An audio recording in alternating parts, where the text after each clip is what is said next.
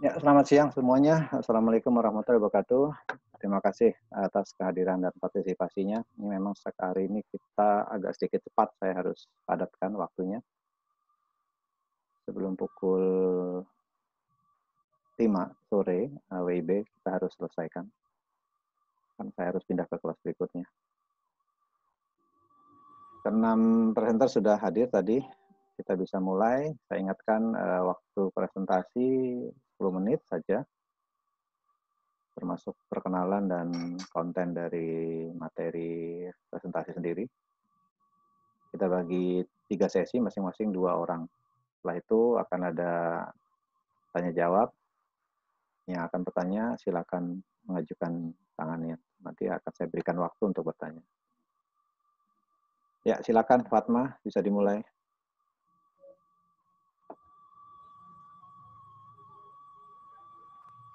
Selamat sore.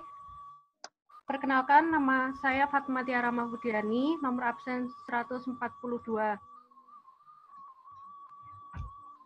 Langsung saja, pengalaman selama proses belajar merupakan pengalaman yang paling berharga bisa ikut pelatihan online ini, karena ilmu yang saya dapat sangat bermanfaat. Terus bersyukur karena memperoleh banyak ilmu dari para guru, teman-teman yang bersama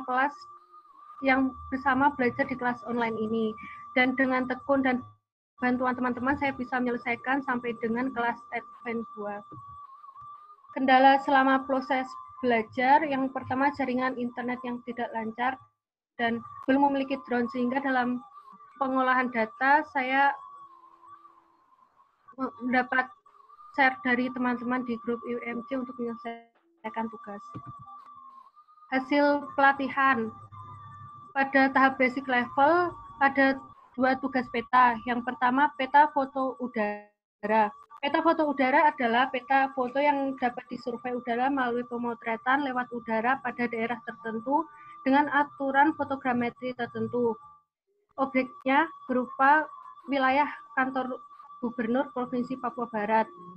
Pada pengolahan data, aplikasi yang digunakan Stone Photoracer dengan size foto yang saya gunakan 25%, yaitu 4 kali dari foto yang sebenarnya. Aplikasi selanjutnya Agisoft Photoscan. Aplikasi ini untuk memperoleh data TIFF. Selanjutnya data diolah pada ArcGIS untuk mengolah SHP dan membuat layout. Pada layout peta mencakup informasi tepi judul, arah utara, skala, keterangan peta utama, catatan proyeksi, dan riset peta. Pada keterangan mengenai peta, keterangannya terdapat indikatif lingkaran, panjang jarak antara titik batas, halaman depan kantor gubernur, dan gedung utama. Selanjutnya, peta kontur wilayah kantor gubernur. Peta kontur sendiri peta yang menggambarkan ketinggian permukaan suatu tempat.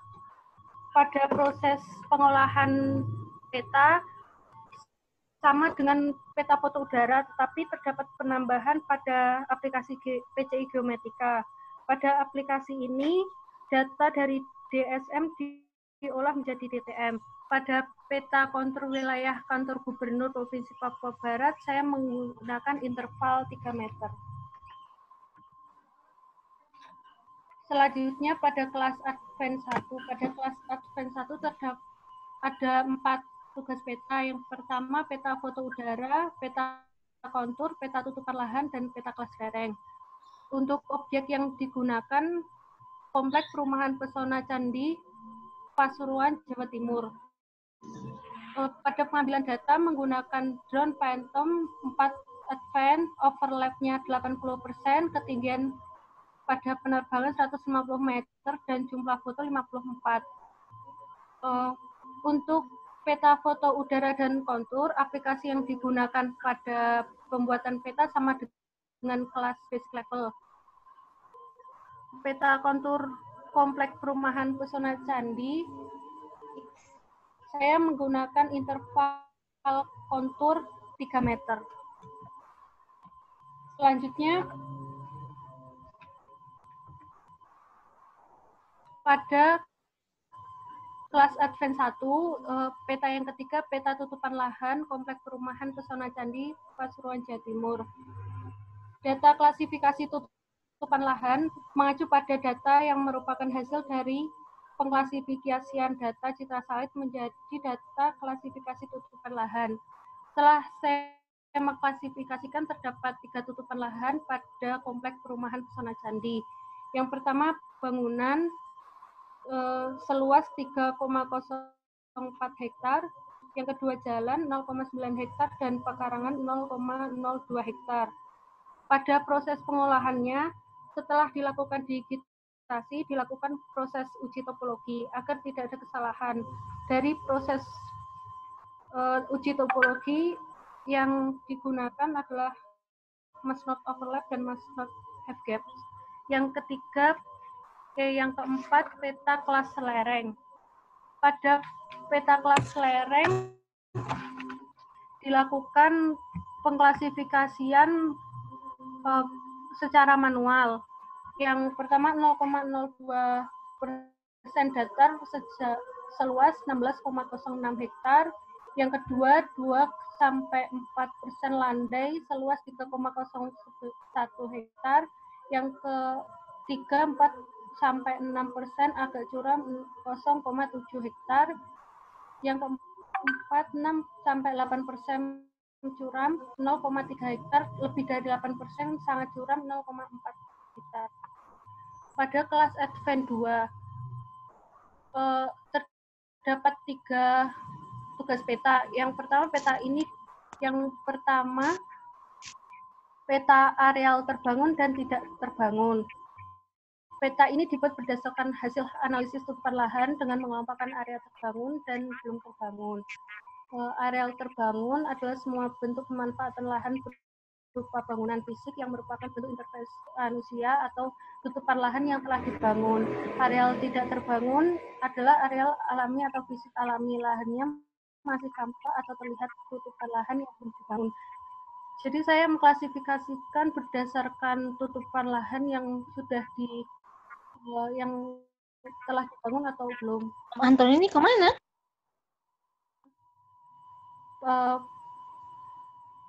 Pada areal terbangun ada bangunan jalan dan tidak terbangun pekarangan. Terus yang kedua, peta indikatif keterlanjuran ruang. Peta ini dibuat untuk mengetahui kesesuaian peruntukan penggunaan lahan berdasarkan hasil analisis data ruang terbangun dan tidak terbangun, atau di overlay dengan kelerengan. Jadi saya mengklasifikasinya berdasarkan kelerengan dan indikatif terbangun dan tidak terbangun. Untuk datar, karena hanya 2 yang ada pada Kompleks Perumahan Pesona Candi, untuk kelas lereng datar saya indikatifkan ke keterlanjuran ruang sesuai, dan untuk yang landai saya memasukkan ke keterlanjuran.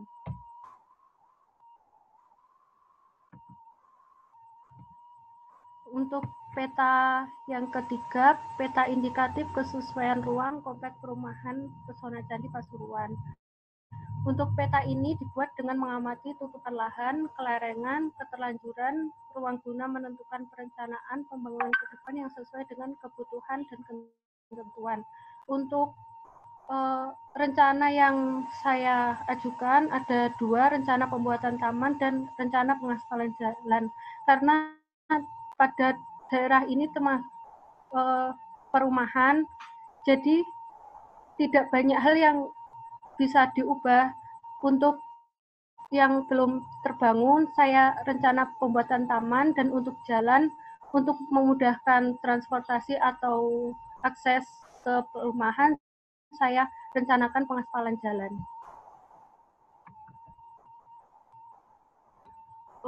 Selanjutnya penutup.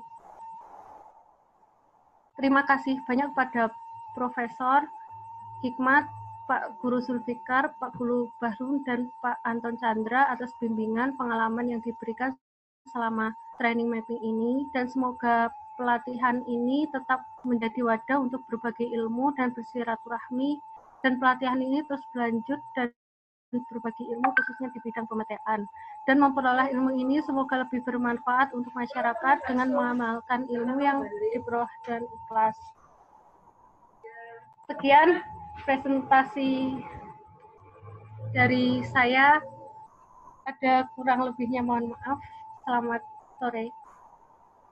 Oke, terima kasih Fatma. Kita lanjut Om Andreas. Kita langsung share.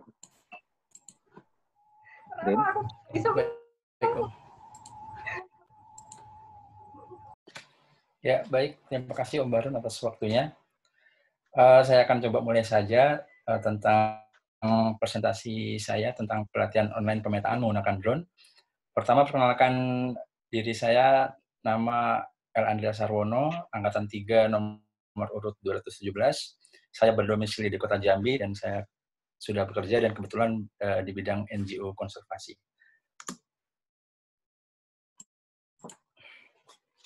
Tentang pengalaman selama proses pembelajaran, saya merasakan bahwa pelatihan ini adalah pelatihan online yang sangat baik ya. Karena programnya dibentuk secara sistematik dan dikemas dengan menarik dan sangat menantang. Tidak hanya meningkatkan kapasitas para peserta dengan berbagai ilmu pemetaan yang sangat penting dan cukup bermanfaat, tapi juga secara mendasar pelatihan ini saya rasakan bentuk kepribadian yang lebih baik, beretika, santun, dan membuat kita lebih mandiri. Lalu saya juga bersyukur bertemu dengan para guru yang mempunyai dedikasi yang sangat tinggi, dan juga teman-teman sekelas, dan juga teman-teman senior yang saya sering berkomunikasi via Instagram, yang sangat antusias dan untuk belajar dan berbagi. Lalu hambatan dan solusi yang saya hadapi, secara umum hambatan itu ada tentang masalah teknis ya. Ada yang pertama ini terjadi pada kelas basic terutama karena saya harus mempersiapkan komputer yang sesuai dengan yang dibutuhkan karena software yang dipakai ini saya rasa cukup lumayan berat ya, dan saya kendala waktu itu pertama adalah saya tidak punya Windows. Jadi laptop yang saya punya itu MacBook, lalu saya konsultasi juga dengan Om Bahrun. Saya harus ada Windows karena tidak mungkin diinstal di iOS itu ya. Lalu itu cukup dilema juga, apakah saya harus punya dual OS atau Windows virtual, dan akhirnya saya memilih untuk mencari laptop teman saja gitu kan, daripada risiko saya belum memahami juga untuk menginstal Windows di MacBook. Lalu sebenarnya saya ada komputer juga, cuman rusak. Itu akhirnya untuk backup komputer itu saya perbaiki, tapi makan waktu juga karena tempat servisnya itu sedang menumpuk pekerjaan. Lalu akhirnya saya dapat berjalan setelah 2 hari kemudian dan mulai bisa menyelesaikan tugas-tugas. Lalu karena saya ini cukup awam di bidang pemetaan ya, jadi sebenarnya sudah mengenal lama, cuman sudah saya tinggalkan karena di pekerjaan saya ada teman yang memang khusus di bidang IAS. Karena keawaman itu, maka saya banyak sekali melakukan kesalahan-kesalahan pemula. Jadi hasil yang salah itu ya mungkin karena sebagian besar karena proses yang salah. Lalu juga hambatan saya adalah waktu yang terbatas. Saya harus membagi gitu ya antara pelatihan ini juga pekerjaan dan keluarga. Lalu juga semakin ke kelas advance 1, advance 2, energi semakin berkurang gitu ya. Karena sekali lagi karena saya awam, maka saya membutuhkan energi yang besar untuk bisa memahami betul, mengerjakan semua tugas itu dengan baik. Lalu bagaimana solusinya? Tadi secara teknis sudah saya sampaikan. Lalu untuk yang karena proses pengerjaan yang salah itu saya mencoba untuk lebih teliti lagi, mencermati tutorial, mendengarkan video atau instruksi, dan memperdalam kembali pemahaman-pemahaman yang mendasar. Lalu juga kalau misalkan sudah sangat mentok gitu, akhirnya saya juga konsultasi dengan rekan-rekan sebelum saya bertanya itu di ruang WA. Lalu juga melakukan manajemen waktu gitu ya, agar saya dapat membagi antara pekerjaan dan keluarga dan juga kepentingan lainnya. Dan karena kemampuan saya di bidang pengolahan GIS ini masih cukup awam, makanya saya memprioritaskan pelatihan ini menjadi hal yang utama. Jadi yang lainnya saya nomor 2, 3 kan dulu. Ini saya skip saja. Saya langsung ke peta hasil pelatihan tiap level kelas. Di kelas basic, para peserta dituntut untuk dapat membuat peta foto udara dan membuat peta kontur. Dari peta foto udara itu yang diberikan oleh guru utama, hasil dari drone itu kita perkecil. Kebetulan komputer saya sesuai dengan untuk yang sebesar 5% dengan program Facetune Photo Resizer. Lalu dari foto tersebut dihasilkan data spasial 3D yakni automosaic dan DSM yang diolah melalui program Microsoft Metashape. Dari data tersebut kemudian dilakukan pengukuran area dengan menggunakan program ArcGIS 10.4 lalu sampai hingga dibuat layout petanya. Saya merasa ini program-program yang sangat luar biasa bagi saya. Saya juga cukup takjub gitu ya bagaimana dari hasil foto udara yang dibuat dengan Pix4D itu secara terpola bisa dijahit gitu dan akhirnya membentuk satu bentangan peta yang utuh. Itu menurut saya menakjubkan sekali.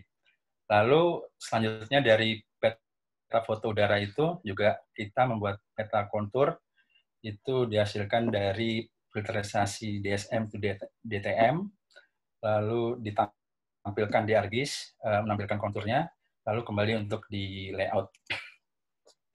Ini peta foto udara yang dihasilkan. Dari peta ini dapat diketahui tentang pal batas, tentang jarak pal batas, lalu juga keluasan, dan dalam layout saya juga diberikan pengetahuan tentang bagaimana cara membuat peta, layout yang baik, menarik, dan informatif.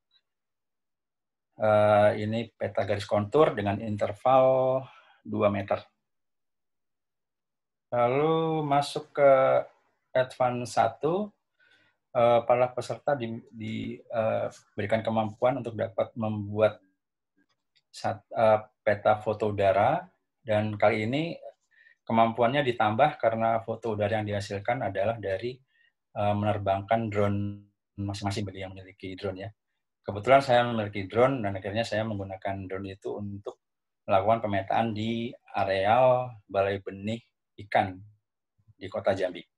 Jadi program yang digunakan seperti yang diinstruksikan adalah menggunakan Pix4D Capture dengan ketentuan durasi terbang 6-12 menit, ketinggian maksimal 150 meter, dan overlap 80%. Lalu dari foto udara itu, seperti yang diberikan pada saat kelas basic, diolah sampai akhirnya dapat menghasilkan peta foto udara dan peta kontur. Tambahan peta berikutnya dalam kelas Advance 1 adalah membuat peta kelas lereng. Nah, prosesnya hampir sama dengan membuat peta kontur di kelas basic, cuman ternyata agak lebih sedikit rumit bagi saya karena tidak sama persis gitu ya. Karena di tutorial itu bisa langsung di dalam hamparan yang luas, ternyata kalau yang ini triknya adalah filterisasi bertahap. Jadi setiap bangunan atau tutupan yang punya ketinggian yang sama itu di filter terlebih dahulu. Nah, ini bagi saya hambatannya cukup besar di sini karena saya sampai beberapa kali melakukan filterisasi sampai akhirnya bisa menemukan data yang diharapkan. Lalu setelah mendapatkan data DTM, diolah di ArcGIS, kemudian diolah sampai akhirnya bisa membuat atau mengklasifikasikan kelas lereng sesuai dengan tutorial. Lalu setelah peta kelas lereng, kita juga membuat peta tutupan lahan, pengolahan data di software ArcGIS 10.4, data awal adalah dari data ortomosaik, lalu diseleksi dengan polygon tool, lalu kita melakukan digitasi on screen dengan memotong-motong poligon area sesuai dengan jenis tutupannya. Di peta areal balai benih ikan ini saya bedakan jenis tutupan lahan seperti bangunan, jalan utama, jalan lingkungan, jalan UPTD itu sendiri, lahan terbuka, pekarangan, rumput, dan kolam.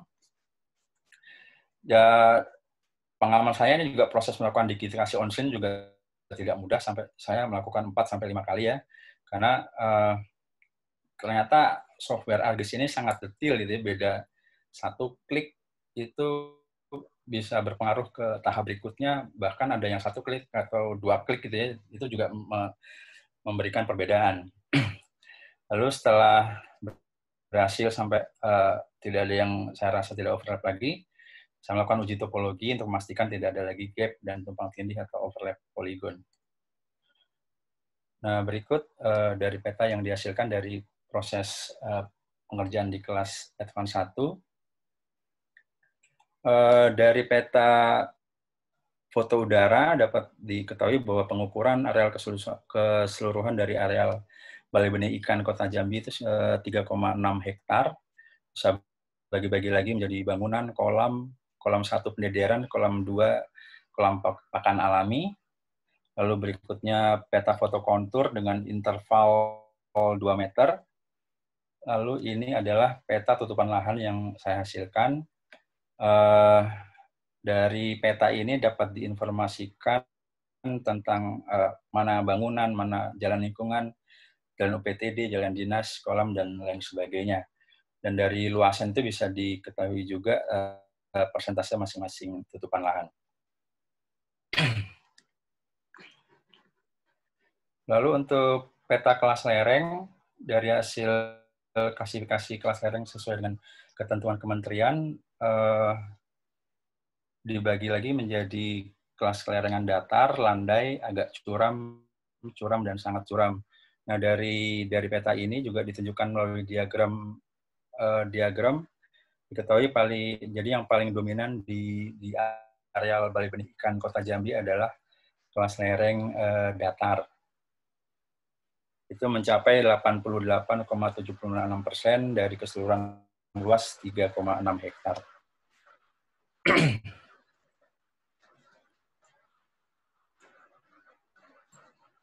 Lalu masuk ke materi kelas Advance 2, peta yang dituntut untuk dikerjakan memang lebih sedikit, namun ditambah dengan analisa dan juga presentasi. Peta yang dihasilkan adalah, salah satu adalah peta kawasan terbangun dan belum terbangun. Prosesnya itu data tutupan lahan, ini masih menggunakan data foto udara yang diambil pada Advance 1, yakni areal Balai Benih Ikan Kota Jambi. Itu data tutupan lahan tersebut ditambah dengan field yang berisi kawasan terbangun dan tidak terbangun. Atribut itu diedit untuk diisi dengan penggolongan setiap jenis tutupan lahan. Saya definisikan bahwa kawasan terbangun itu adalah area yang telah mengalami proses pembangunan atau pengerasan. Jadi tutupan lahan seperti penggolongannya seperti jalan utama, jalan lingkungan, dan UPTD dan kolam. Sedangkan sebaliknya kawasan yang tidak terbangun atau belum terbangun adalah kawasan yang tidak mengalami proses pembangunan atau pengerasan. Jadi seperti pekarangan, rumput, dan tanah terbuka digolongkan sebagai kawasan tidak terbangun. Berikut peta kawasan terbangun dan tidak terbangun. Yang kuning adalah kawasan terbangun dan hijau adalah kawasan tidak terbangun. Dan persentase terbesar adalah kawasan terbangun seluas 2,84 hektar. Lalu berikutnya adalah peta indikatif kesesuaian dan keterlanjuran ruang. Jadi prosesnya adalah melakukan overlay kelas lereng dan juga tutupan lahan. Nah, berdasarkan kelas lereng, karena hampir semuanya itu berada di kelerengan 0 sampai 15%, dan itu dari ketentuan Kementerian Pertanian itu sesuai untuk pembangunan bangunan gitu ya. Itu maka dapat digolongkan bahwa pembangunan di areal Balai Benih Ikan ini sesuai.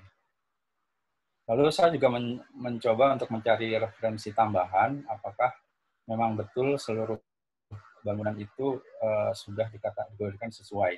Acuan tambahan yang saya pakai adalah Perda Kota Jambi nomor 13 tahun 2013 tentang rencana tata ruang wilayah tahun 2013 dan 2033. Dari lampiran petanya tentang pola ruang, memang benar bahwa lokasi dari areal BBI ini adalah untuk di kawasan perdagangan dan jasa. Jadi itu termasuk sesuai. Lalu saya juga menggunakan Standar Nasional Indonesia tentang tata cara perencanaan lingkungan perumahan dan perkotaan. Nah, dari sini saya menemukan bahwa ada satu bangunan yang berada sangat mepet dengan sempadan jalan, dan itu yang berwarna merah, dan itu berada di mulut pertemuan antara jalan lingkungan dan jalan utama. Nah, jalan utama yang di area pemetaan termasuk dalam jalan primer, jalan lintas gitu ya, jadi termasuk kelas nasional yang dilintasi oleh kendaraan bertonase berat dan dengan kecepatan tinggi. Jadi saya masukkan dalam golongan tidak sesuai karena satu, dia posisinya itu sangat membahayakan, dan kedua itu menghalangi pandangan bagi kendaraan yang akan keluar dari jalan lingkungan menuju jalan utama. Lalu peta berikutnya adalah peta rencana kegiatan. Jadi untuk dapat melakukan perencanaan ini, saya melakukan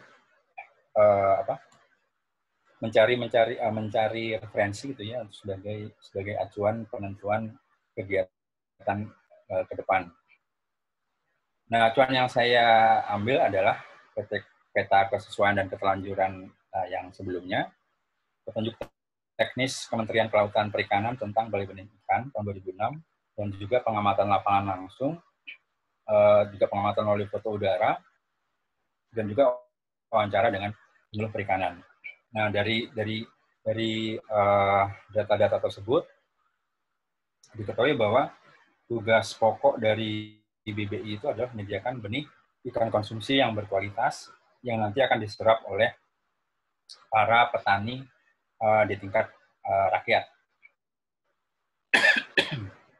Oleh karena itu yang menjadi prioritas adalah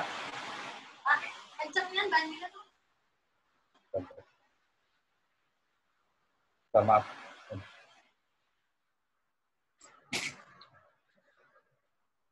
Jadi perencanaan yang prioritas yang saya lakukan adalah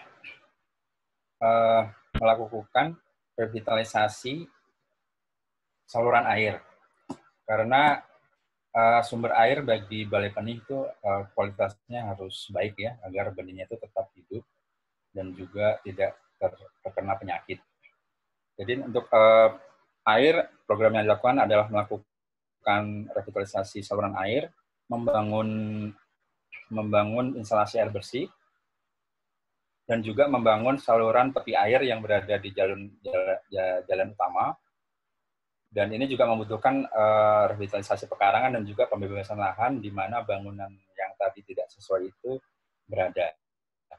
Lalu rencana tambahan adalah membangun sarana prasarana untuk meningkatkan fasilitas pelayanan UPTD ini, yaitu dengan melakukan pembuatan lahan parkir, juga taman. Demikian yang bisa saya sampaikan tentang pelaksanaan tugas-tugas di setiap kelas. Tentang pesan-pesan dan harapan, kesan yang saya dapatkan gitu ya, bahwa pelatihan ini memang sangat luar biasa, dan seluruh presenter itu juga menyatakan bahwa pelatihan ini adalah sangat bagus dan bermanfaat. Tapi menurut saya ada satu hal yang dasar, bahwa karena pelatihan ini juga memiliki filosofi dasar yang juga luar biasa. Sikap dasar itu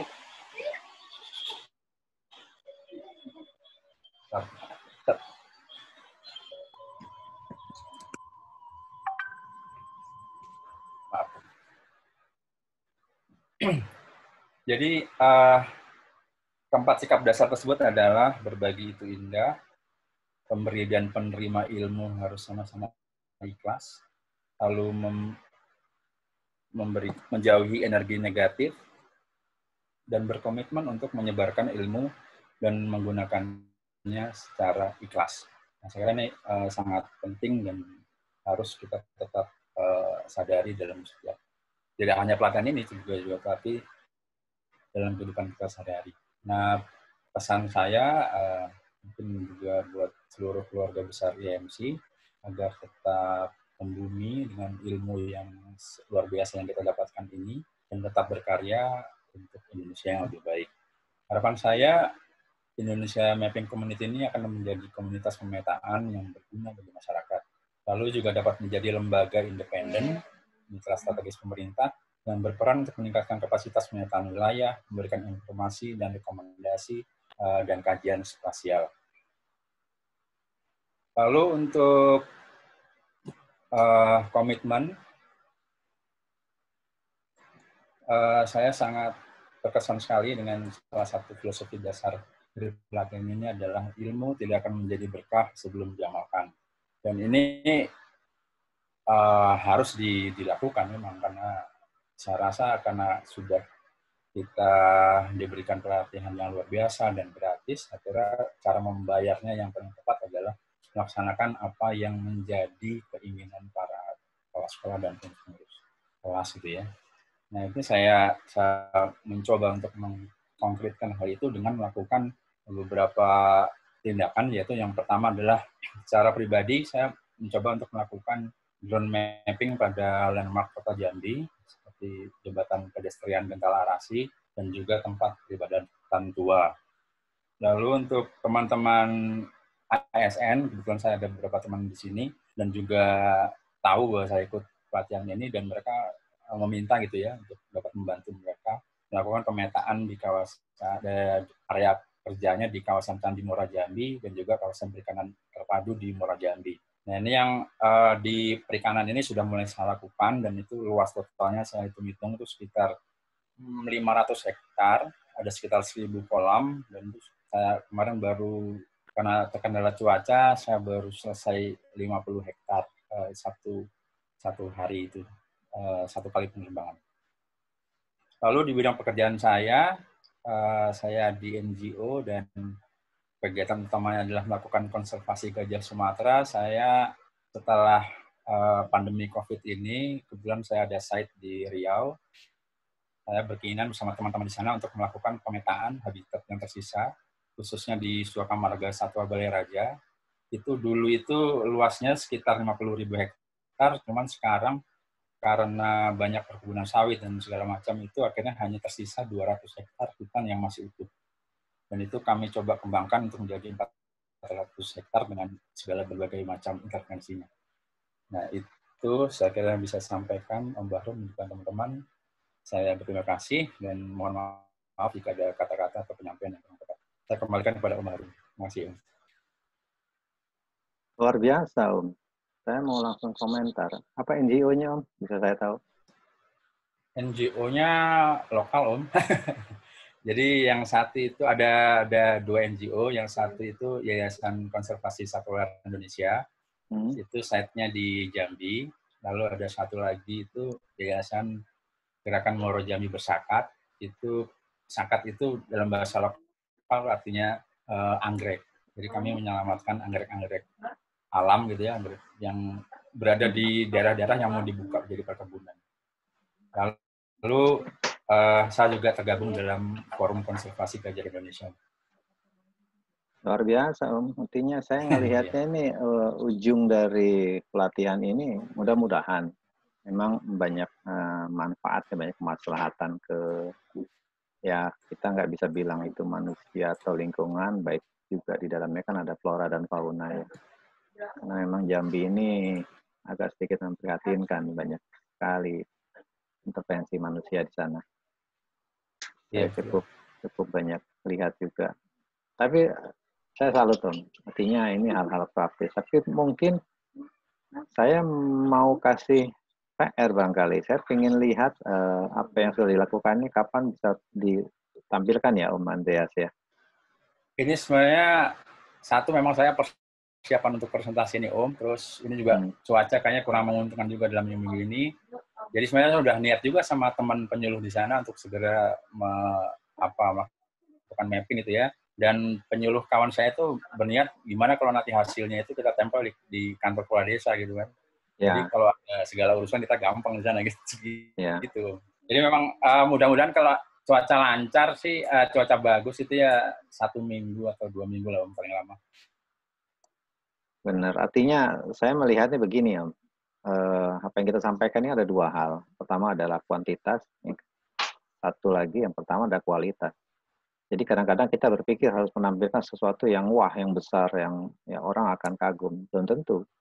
Dengan hal yang kecil tapi justru itu memberi manfaat yang besar. Memang bukan buat saat itu, tapi di balik apa yang kita sampaikan itu, ya itu saya bilang, istilahnya membuka kotak Pandora. Seperti tadi Om sampaikan mau coba, saya bilang trekking ya, sanctuary dari gajah itu luar biasa Om. Iya Om. Sebenarnya banyak sekali impian Om, cuman memang kenapa ketemunya baru sekarang gitu.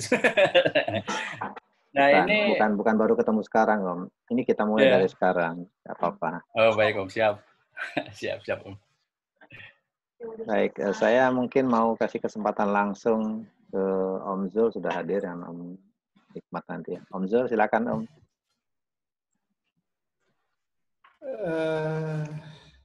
Minta maaf Om, baru gabung.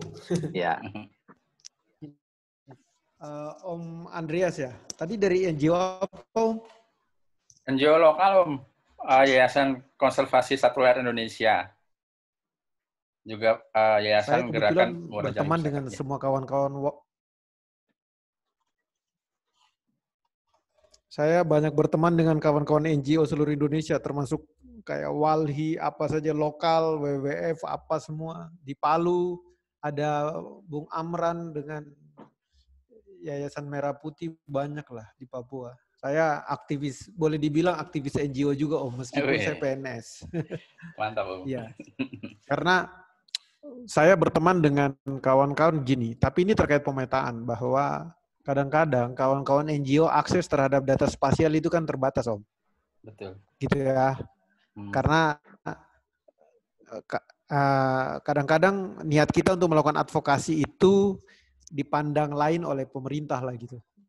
Nah, tapi poinnya gini Om, dengan pengetahuan yang sudah kita dapat di pelatihan ini, saya pengen sebenarnya, dan saya belum menemukan ya, NGO yang bekerja di suatu daerah yang bisa menghadirkan data spasial dari drone itu yang full power yang bisa dipakai untuk advokasi.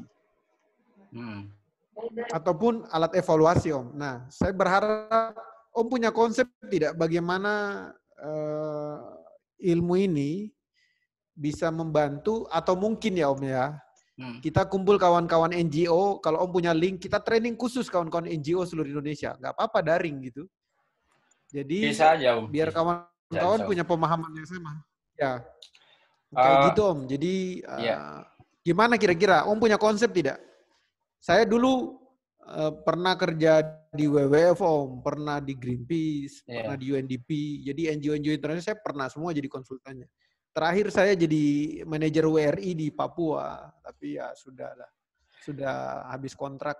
Tapi poinnya gini, penyebarluasan informasi spasial gimana tuh biar cepat di antara kawan-kawan NGO pemetaan ini? Silakan. Saya kira kalau teman-teman NGO sebenarnya untuk peralatan tuh semuanya memadai Om. Mereka udah punya staff GIS, terutama untuk NGO luar ya. Itu udah pasti udah mantap sekali lah GIS mereka. Cuman memang untuk menggunakan drone itu saya nilai belum Om. Mereka kebanyakan masih pakai Citra atau menggunakan fixed wing. Cuman itu tadi kadang-kadang NGO itu juga begitu pelit gitu loh untuk membagikan peta mereka bagi kepentingan masyarakat gitu loh. Itu yang saya lihat. Dan bahkan sesama NGO aja udah tutup-tutupan data itu. Nah, kebetulan Om. Saya punya pengalaman nih di Papua Barat Om. saya mengumpulkan 27 NGO seluruh Papua Barat mengumpulkan hasil pemetaan partisipatif itu 3,3 juta hektar, Om. Nah, jadi yang Om bilang itu benar. Jadi semuanya yang garis keras itu kita kumpulin jadi satu, Om. Termasuk kita juga di Indonesia Mapping Community nih. Banyak yang bisa saja nggak ada tuh niat berbagi. Tapi begitu masuk ke dalam sini, kita cuci otak. Yuk nggak berbagi, hidup yuk nggak berguna buat orang lain. Silakan, Om. Iya, karena NGO itu gini, Om. Dia itu kan cari donornya kan dari data ya. Begitu dia open access, itu orang yang nggak melakukan mapping bisa cari uang dari situ. Nah, itu yang paradigma yang timbul kalau dari NGO, Om. Nah, itu coba, kebetulan saya bergabung dalam forum konservasi gajah gitu ya. Jadi semua mitra-mitra teman-teman penggiat perlindungan gajah dari Sumatera, ujung Aceh sampai ujung Lampung itu bergabung semua, dan komitmennya cuma satu, bagaimana agar gajah itu tidak mati dan juga manusia itu aman gitu loh dari serangan gajah. Nah, itu salah satunya adalah membentuk tata ruang yang baik. Itu sebenarnya kuncinya. Cuman kadang-kadang kita sudah memberikan rekomendasi segala macam, tapi pemerintah juga nggak terlalu serius juga, jadi agak sulit juga sebenarnya. Oke, Om Andreas. Ini menarik ya. Nanti saya akan minta khusus Om Andreas menyampaikan paparannya. Mungkin besok atau lusa, saya akan beri waktu khusus, tapi minta tolong disiapkan paparan tentang apa yang Om sudah lakukan terkait dengan kemampuan spasial yang sudah dimiliki sekarang ya. Iya, Om, baik. Oke, Prof. Hikmat mungkin bisa menambahkan, Prof, tapi waktu kita agak terbatas, mungkin 2-3 menit. Silakan, Prof. Halo. Oh, Hikmat lagi keluar. Iya, Om Barun kata nanti ingat kita jam 7 mau bagi sertifikat lagi. Jam 5. Jam 5, Om ya. Oke, saya langsung ya. Presenter sesi kedua, Fatma juga tadi cukup baik, cuma ya itu, artinya persiapan untuk melakukan presentasi itu jadi hal yang harus kamu perhatikan ya. Jadi jangan sampai nanti bikin gugup sendiri. Lanjut, Om Wisnu Adi Chandra. Ya, Om. Ya, silakan Om di-share presentasinya.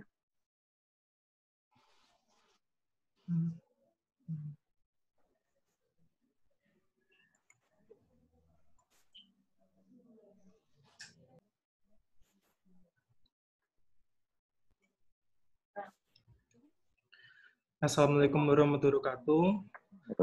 Perkenalkan, nama saya Wisnu Adi Chandra.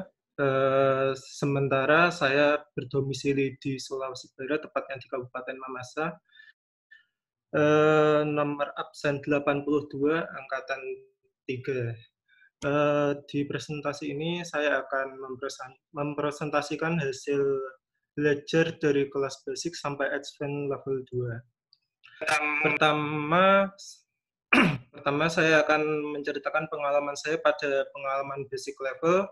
Pada pengalaman basic level ini saya mendapatkan pengalaman baru tentunya dalam penggunaan drone, dan kemudian terdapat juga aplikasi-aplikasi baru terkait pemetaan seperti Agisoft dan PCI Geomatika. Kemudian pada pengalaman advance level 2 saya merasa semakin tertarik untuk mempelajari ilmu pemetaan, dan pada advance level 1 ini saya mempelajari pembuatan peta kelas lereng yang tentunya belum pernah saya buat sebelumnya.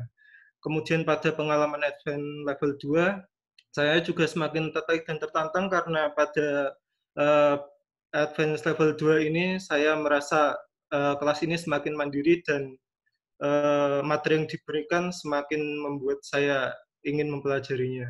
Kemudian hambatan dan kendala yang saya alami pada kelas basic ini, alhamdulillah saya belum menemukan kendala karena karena sesuai instruksi yang telah diberikan oleh mentor-mentor. Kemudian pada kelas advance 1, hambatan yang saya alami yaitu tidak kepunyaan drone, karena saya pada pribadi saya sendiri ingin mengaplikasikannya secara langsung walaupun tidak diwajibkan untuk memiliki drone. Kemudian pada kelas advance 2, hambatan dan kendala yang saya alami yaitu tentang penelitian dan pemahaman dalam menganalisis kesusahan ruang. Kendala dan pemahaman ini nanti bisa kita lihat pada studi kasus pembuatan peta di Advanced Level 2 yang nanti saya sajikan. Langsung saja mulai kepada peta kelas basic level. Peta yang pertama pada kelas basic level yang disajikan adalah peta udara, peta foto udara pada wilayah kantor gubernur Provinsi Papua Barat. Pada peta foto udara ini saya mempelajari bahwa di sini dapat disajikan beberapa informasi, yaitu seperti luas, terus titik batas lingkungan, serta panjang jarak antar titik batas. Dan langsung saja untuk peta yang kedua, yaitu peta kontur. Pada peta kontur wilayah kantor gubernur provinsi wilayah Papua Barat ini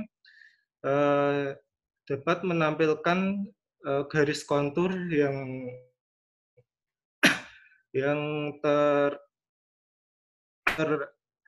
terdapat pada peta dengan interval 1 meter yang menunjukkan permukaan tanah pada kantor gubernur provinsi Papua Barat adalah berbukit.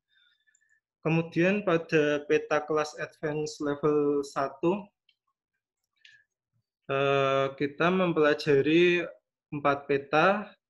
Pada peta yang pertama masih sama dengan peta basic level, yaitu peta foto udara. Di sini juga masih memuat berbagai informasi seperti titik indikatif batas lingkungan, luas, dan jarak. Di sini pada peta foto udara peta foto udara pada advance level 1, saya bergabung pada zona 50S, yaitu pada koridor Jalan Racing Center yang berada pada Kelurahan Karampuang, Kecamatan Panakukang, Kota Makassar. Kemudian pada peta kontur yang koridor Jalan Racing Center ini, saya menampilkan bahwa pada koridor Jalan Racing Center ini memiliki permukaan tanah yaitu datar. Kemudian pada peta ketiga yaitu peta tutupan lahan Jalan Racing Center Kota Makassar. Dalam peta tutupan lahan koridor Jalan Racing Center Kota Makassar ini memuat 9 tutupan lahan yang saya sajikan, yaitu lahan kosong, jalan lingkungan, kantong parkir, kantor, vegetasi, pedestrian, permukiman, sekolah dasar, dan bangunan perdagangan dan jasa. Pada peta tutupan lahan ini dapat dilihat bahwa tutupan lahan yang paling besar yaitu pada tutupan lahan yang dimiliki pada permukiman dengan seluas 5,36 hektar. Kemudian pada kelas lereng ini, pada peta yang keempat yaitu peta yang berada pada koridor Jalan Racing Center ini menunjukkan bahwa kelas lereng yang ada pada peta yang saya sajikan, saya bagi menjadi 5, yaitu datar, agak landai, agak curam, dan curam, dengan persentase dari 0 sampai 3%, 4 sampai 8%, 9 sampai 15%, 15 sampai 25%, dan 25%. Sebelumnya saya merevisi tentang persentase kelas lereng ini yang awalnya 0 sampai 8% dibagi menjadi 2, yaitu 0 sampai 3% dan 4 sampai 8%. Dari peta ini dapat dilihat bahwa koridor Jalan Racing Center ini didominasi oleh kelas lereng datar. Kemudian masuk pada peta kelas advance level 2. Yang pertama, peta yang disajikan yaitu peta areal terbangun dan tidak terbangun pada koridor Jalan Racing Center Kota Makassar, yang saya bagi menjadi dua informasi, yaitu kawasan belum terbangun dan kawasan terbangun. Pada kawasan belum terbangun ini didominasi oleh bangunan-bangunan, yaitu bangunan permukiman dan bangunan perdagangan dan jasa, sedangkan kawasan yang belum terbangun didominasi oleh lahan kosong dan juga vegetasi-vegetasi yang telah tumbuh. Kemudian masuk pada peta keterlanjuran ruang koridor Racing Center Kota Makassar. Pada peta keterlanjuran ruang koridor Jalan Racing Center Kota Makassar ini, saya mengoverlay atau menganalisis berdasarkan tutupan lahan, kemudian kelerengan atau kemiringan, dan juga saya tambahkan dengan pola ruang atau rencana tata ruang wilayah Kota Makassar. Sebelumnya saya di awal tadi membicarakan tentang hambatan atau masalah yang saya alami, yaitu pada kelas advance ini, yaitu tentang ketelitian dan pemahaman analisis ruang. Pada peta keterlanjuran ruang ini,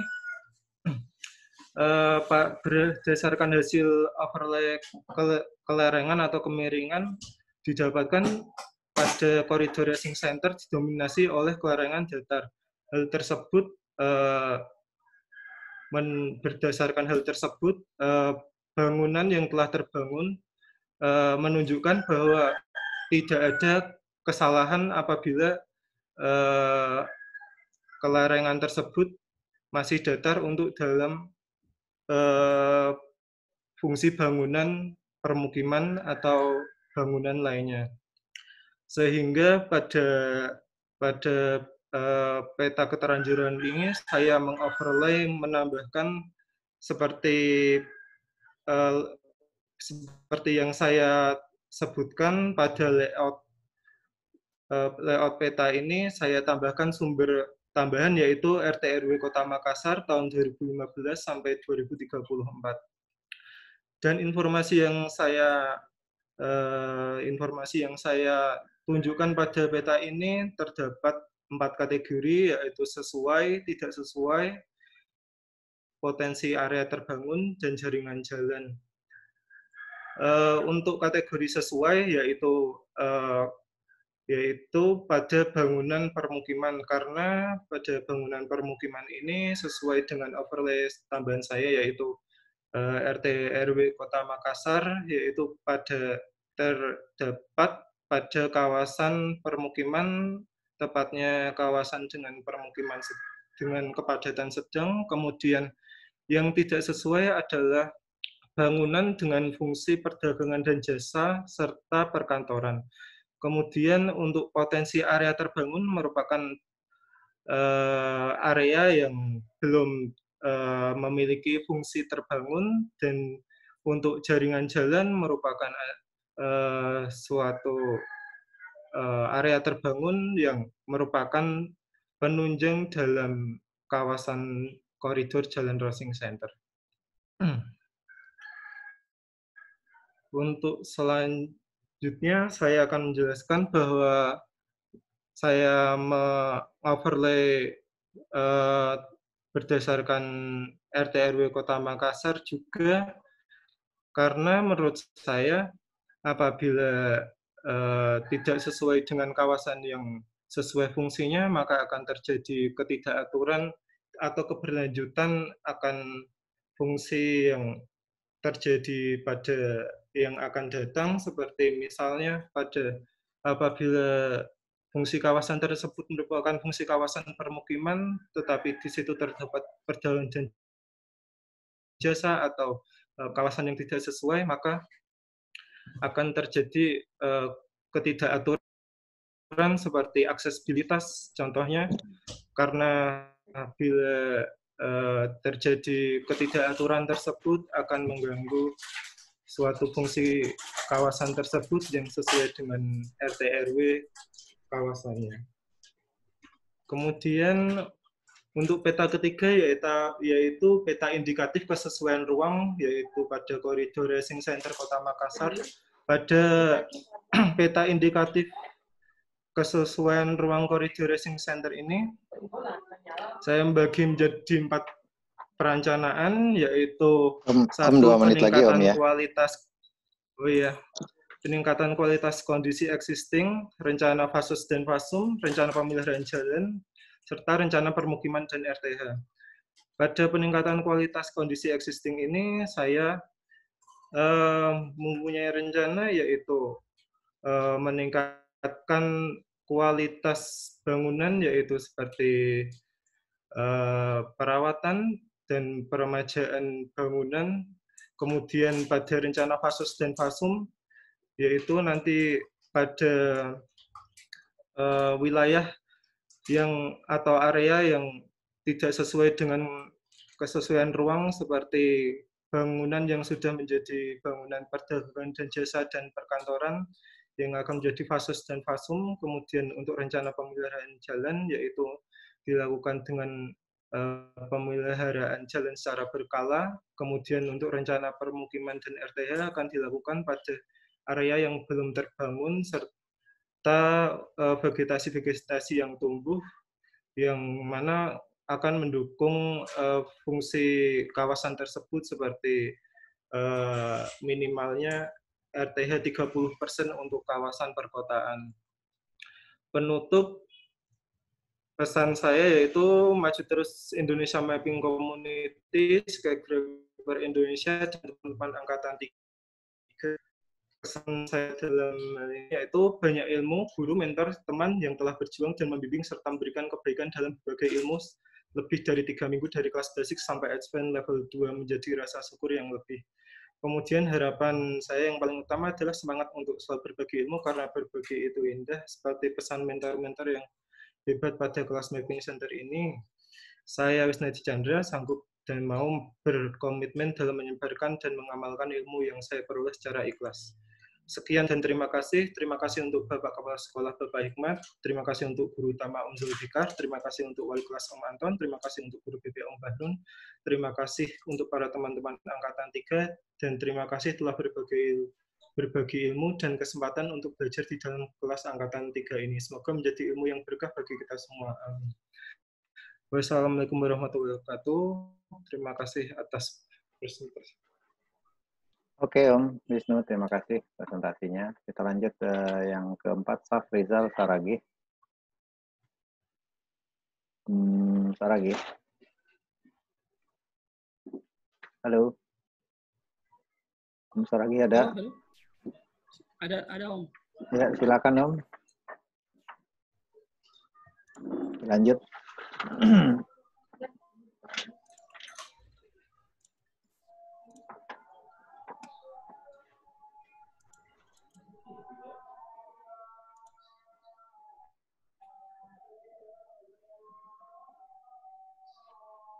Assalamualaikum warahmatullahi wabarakatuh. Silakan. Perkenalkan, nama saya Safrizal Saragih, nomor absen 2 dari Angkatan 3.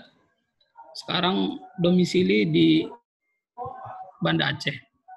Yang saya hormati pertama-tama Prof. Hikmat, Om Jul, Om Bahrum, dan Om Anton. Lanjut, saya akan sharing pengalaman selama proses pembelajaran. Pengalaman saya yang pertama sangat menarik karena pelatihan ini dapat meningkatkan skill terkait pemetaan, mendapatkan banyak ilmu bidang pemetaan dari guru-guru yang mahir di bidangnya, belajar untuk ikhlas dalam menerima dan memberi ilmu. Selanjutnya, mengenal teman-teman baru dari seluruh penjuru tanah air. Kendala yang saya hadapi, kurang dalam manajemen waktu, karena terkait pekerjaan dan yang lain-lain, dan kurang dalam membaca literatur terkait bahasan yang saat ini kita bahas. Mungkin menambah literatur-literatur yang di luar yang diberikan oleh guru-guru. proses pembelajaran yang dialami selama 3 level ini, untuk level basic level, tugasnya ada membuat peta foto udara dan kontur, dan juga mengenal beberapa aplikasi yang mungkin ada beberapa yang baru saya pelajari juga, baru saya kenal gitu. Ada Agisoft, PCA Geomatica, Faston Photoresizer, dan yang lainnya. Untuk Advance 1, tugasnya ada 4, foto udara, membuat kontur, ada juga melakukan analisis tutupan lahan. Setelah itu nanti ada dilakukan uji topologi, selanjutnya membuat kelas lereng. Untuk kelas Advance 2, ada 3 peta yang perlu dikerjakan, yaitu membuat pengelompokan kawasan terbangun dan tidak terbangun, melakukan analisis keterlanjuran pembangunan, selanjutnya melakukan analisis rencana pembangunan kawasan. Untuk tugas yang pertama, untuk basic level, membuat peta foto udara. Peta foto udara ini bahannya didapat dari Om Jul, dengan deskripsi dengan overlap 75%, jumlah fotonya 117 di dekat kawasan wilayah kantor gubernur Provinsi Papua Barat. Langkah-langkah yang kita lakukan yaitu melakukan resize foto dengan aplikasi foto resizer dengan 25%. Selanjutnya langkah kedua melakukan pengolahan di Agisoft Metaset, align foto, build dense cloud, build mesh, build texture, build dam, sehingga didapat hasil dam yang akan diolah ke Geomatica. Selanjutnya build ortho mosaik, sehingga kita dapat hasil dalam bentuk TIFF setelah kita ekspor. Selanjutnya nanti kita masukkan data itu kita olah ke ArcGIS, kita buat save file, kita digit lokasi-lokasi. Dalam hal ini kita ambil 2 poligon, yaitu gedung utama kantor gubernur dan halaman depan kantor gubernur. Selanjutnya, untuk tugas kedua, kita membuat peta kontur. Peta kontur yaitu peta yang memberi informasi atau data mengenai ketinggian suatu tempat di permukaan bumi, bentuk lereng baik itu cekung, cembung, ataupun seragam, serta menginformasikan kemiringan lereng baik itu terjal ataupun landai. Dalam hal ini datanya sama dengan data tugas yang pertama. Untuk kontur ini saya buat interval kontur 1 meter. Dam yang kita hasilkan yang dihasilkan di Agisoft tadi kita filtering sehingga dihasilkan DTM. Nanti kita ekspor ke TIFF. Selanjutnya DTM yang dihasilkan kita olah di ArcGIS sehingga dapat kita buat kontur sehingga didapat SHP kontur. Itulah untuk tugas pertama dan tugas kedua. Selanjutnya masuk ke kelas Advance 1. Kita disuruh juga membuat peta foto udara dengan data yang saya ambil ini di kampus Politeknik Kesehatan Kemenkes Aceh. Luasan kampusnya itu sekitar 5,6 hektar, luas permukaan 0,63 hektar. Ini terletak di Kabupaten Aceh Besar. Dengan pengambilan data menggunakan DJI Phantom 4 Pro, jumlah foto ada 117, diambil tanggal 25 April 2020 dengan overlap 80%, ketinggian 116 meter. Langkah yang untuk tugas pertama ini sama dengan tugas pertama pada basic. Begitu juga untuk tugas keduanya sama dengan tugas kedua pada basic. Ada tambahan yang itu untuk peta tutupan lahan. Peta tutupan lahan adalah kondisi kenampakan biofisik permukaan bumi yang diamati.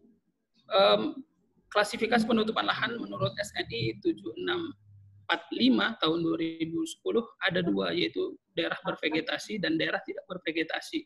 Dalam hal ini saya mengklasifikasikan ada 5 5 tutupan lahan. Yang pertama bangunan, yang kedua jalan raya. Ini masuk ke dalam daerah yang tidak bervegetasi. Selanjutnya adalah lahan terbuka, sawah, taman. Dalam hal ini, sawah yang paling besar mendominasi, sekitar 42%. Lahan terbuka, sawah, dan taman masuk ke daerah yang bervegetasi. Selanjutnya ada tugas 4, peta kelas kelerengan. Kemiringan lereng terjadi akibat perubahan permukaan bumi di berbagai tempat yang disebabkan oleh daya-daya eksogen dan gaya-gaya endogen. Hal ini yang mengakibatkan perbedaan data kemiringan titik-titik di atas permukaan bumi. Dalam hal ini kita mengacu kepada untuk kelas kelerengannya, kita mengacu kepada Surat Keputusan Menteri Pertanian nomor 837 tahun 1980 tentang kriteria dan tata cara penetapan hutan lindung. Kelas kelerengan itu dibagi menjadi 5. Ada datar, landai, agak curam, curam, sangat curam. Dalam hal ini, data kalau kita klasifikasikan dengan SK Menteri Pertanian, semuanya landai kalau peta saya. Jadi saya akan reklasifikasi ke dalam datarnya itu 0 sampai 2%, landainya itu 2 sampai 4%, agak curamnya itu 4 sampai 6%, curamnya itu 6 sampai 8%. Sangat curam 8%, sehingga didapat yang mendominasi di dalam hal ini 80,71% di datarnya. Itu untuk tugas pertama, tugas keempat dalam Advent 1 level. Selanjutnya, Advent 2 level ada 3 tugas. Yang tugas pertama yaitu peta indikatif areal terbangun dan tidak terbangun. Dalam hal ini, lahan terbangun merupakan lahan yang sudah mengalami proses pembangunan dan pengerasan. Pengerasan yang terjadi di atas lahan tersebut. Sedangkan lahan tak terbangun terbagi menjadi lahan tak terbangun yang digunakan untuk aktivitas kota dan lahan tak terbangun non-aktivitas kota. Dalam hal ini, saya klasifikasikan menjadi 2, terbangun dan tidak terbangun. Lahan yang terbangun, area kampus, bangunan dan jalan. Sedangkan area tidak terbangun itu ada sawah, lahan terbuka, dan taman. Selanjutnya, tugas kedua, peta indikatif kesesuaian ruang. Kesesuaian ruang diperoleh dari data kawasan terbangun dan belum terbangun yang dianalisis lebih lanjut dengan menggunakan parameter-parameter tertentu berdasarkan norma, standar, prosedur, dan kriteria sebagaimana ditetapkan oleh peraturan yang berlaku. Data dari tutupan lahan, data terbangun dan tidak terbangun, data kelerengan digabungkan, dianalisis, sehingga didapatlah peta indikatif keterlanjuran ruang. Dalam hal ini saya klasifikasikan menjadi sesuai dan tidak sesuai. Selanjutnya tugas ketiga, peta indikatif rencana pengelolaan kawasan. Rencana pengembangan kawasan diperoleh dari hasil overlay kemiringan lereng, tutupan lahan, dan klasifikasi lahan. Dalam hal ini ada 1, 2, 3, 6 rencana pengembangan kawasan yang saya sarankan. Yang pertama, untuk lahan agroforestry. Kenapa saya sarankan dengan lahan agroforestry? Karena dia berada pada kelerengan curam sampai agak curam dan sangat curam. Jadi perlu dilakukan, perlu dialokasikan sebagai lahan agroforestry. Selanjutnya saya menyarankan pembuatan ruang terbuka hijau. Ini untuk area taman, dikembangkan untuk taman, seluruh taman yang ada di kampus dikembangkan untuk jadi pembuatan ruang terbuka hijau. Selanjutnya pengelolaan sawah terpadu untuk area sawah yang ada di sekitaran kampus itu saya sarankan untuk pengelolaan sawah terpadu. Karena menurut arahan segi pola ruang wilayah Kabupaten Aceh Besar, khususnya di areal Kecamatan Darul Imanah, dialokasikan sebagai kawasan budidaya yang diperuntukkan pertanian lahan basah, kawasan peruntukan bukan lahan pertanian pangan berkelanjutan. Jadi sawah-sawah yang ada ini dipertahankan keberadaannya, jangan dikonversi ke menjadi gedung ataupun perumahan dan yang lainnya. Jadi harus dilakukan pengelolaan sawah terpadu. Selanjutnya untuk area gedung, saya sarankan melakukan perawatan gedung. Karena memang gedung-gedung yang ada dalam kampus ini adalah lahan yang timbunan dari sawah. Jadi kemungkinan tanahnya tidak sekeras tanah-tanah yang lainnya. Jadi perlu dilakukan perawatan sekali dalam setahun. Untuk jalan juga demikian, dilakukan perawatan jalan sekali dalam setahun dan dilakukan pembuatan trotoar karena ini areal kampus, perlu dilakukan pembuatan trotoar untuk pejalan kaki dan untuk teman-teman yang menyandang disabilitas. Dan selanjutnya ada area perumahan yang mulai dikembangkan. Saya menyarankan, saya membuat rencana itu supaya dipindahkan resettlement karena tidak cocok di situ dibuat perumahan karena itu adalah lahan sawah yang sangat potensial. Jadi tetap dipertahankan sebagai sawah dan jangan dikembangkan untuk lahan-lahan yang lainnya. Selanjutnya pesan saya semoga ada pelatihan-pelatihan yang lainnya dan semoga silaturahmi ini tetap terjalin. Harapannya demikian. Ada kelas-kelas yang lainnya. Kesannya pelatihan ini adalah pelatihan online pertama yang saya ikuti dan cukup efektif menurut saya. Dan saya menikmati dan banyak ilmu yang saya dapatkan. Karena ada banyak hal yang selama pelatihan ini banyak hal yang saya dapatkan. Harapannya semoga dapat bertemu langsung dengan guru-guru. Om Julu kemarin bercerita setelah corona mungkin dia datang ke Aceh. Kami tunggu. Om Bahrum juga kami tunggu Om. Dan teman-teman yang lainnya kalau ada berketepatan ke Banda Aceh kami tunggu. Bisa kita ngopi bareng. Dan harapannya menjalin kekompakan semuanya anggota IMC lah. Mungkin itu aja dari saya. Saya ucapkan banyak terima kasih kepada guru-guru, kepada pengurus kelas, dan teman-teman sekalian yang mau merelakan waktunya untuk sharing-sharing. Mungkin itu aja dari saya. Saya kembalikan ke Om Bahrum. Terima kasih. Assalamualaikum warahmatullahi wabarakatuh. Waalaikumsalam warahmatullahi wabarakatuh. Terima kasih Om Safrizal juga atas undangannya. Insya Allah saya ke sana. Sudah pengen sekali saya ke sana. Sudah. Saya kelahiran Siap, Langsa, Om. Orang Aceh berarti, Om. Saya numpang lahir di sana. Adik saya yang di Banda Aceh lahirnya. Biasa. Mudah-mudahan kita sampai ketemu di sana ya. Ini karena waktunya saya mungkin akan sambung dulu ya. Satu ini izin Prof. Kita ada 2 person lagi. Nanti setelah itu kita akan diskusi. Om Syukur. Sudah disiapkan Om. Silakan dilanjut Om. Cek. Ya, silakan presentasinya.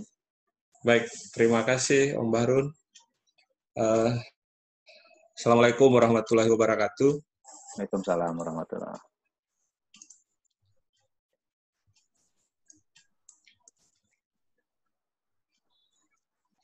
Presentasinya Om Syukur. Ya, tunggu.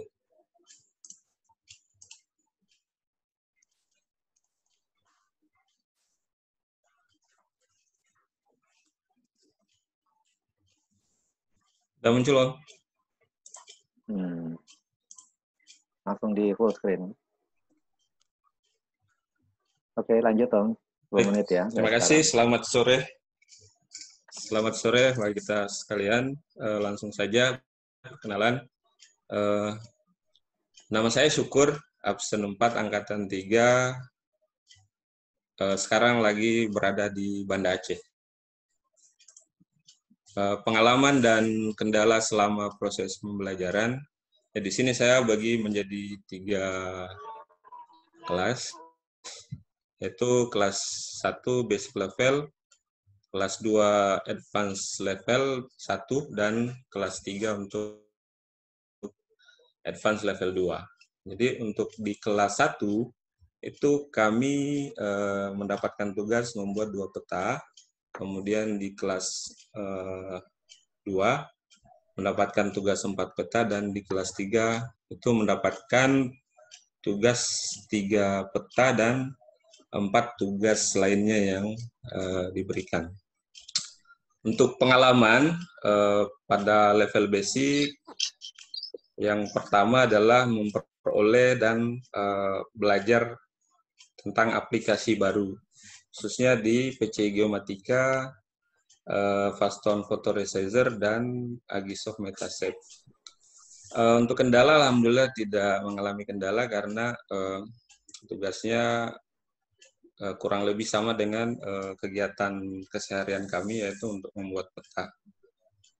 Terus untuk masalah pengolahan foto udara, tutorialnya sudah sangat jelas, tinggal diikuti dan alhamdulillah berhasil.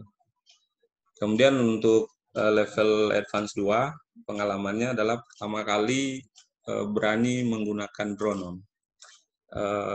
Deg-degan awalnya, tapi alhamdulillah bisa terbang. Untuk kendalanya masalah waktu, manajemen waktu, karena jumlah tugas bertambah, akhirnya agak keteteran dalam membagi waktu.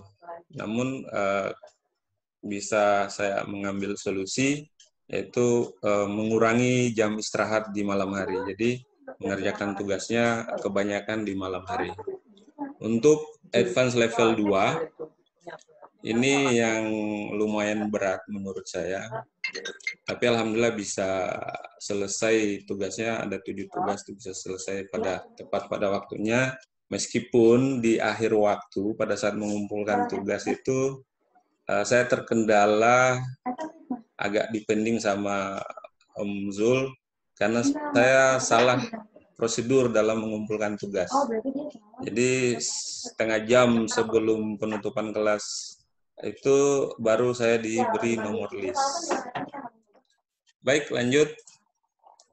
Untuk tugas peta foto udara, ini adalah lokasi kantor Gubernur Papua Barat.